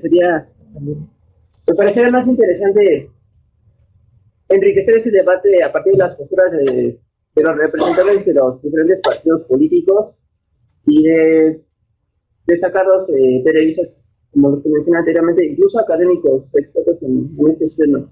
Retomamos con mucho gusto la propuesta, y en esta invitación y provocación que ya hicimos, quizá ampliamos no solamente esta mesa, sino próximos también a ese evento. Adelante. Excelente.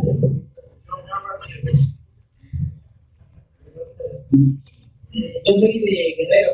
Quisiera retomar la metáfora de la tienda de las frutas. Si están todas las manzanas podridas y yo le digo a la señora que mejor cambie o se vuelva a surtir de frutas, ¿qué hago mientras? Si vuelvo la siguiente semana, ¿qué hago? ¿Me quedo con hambre o...?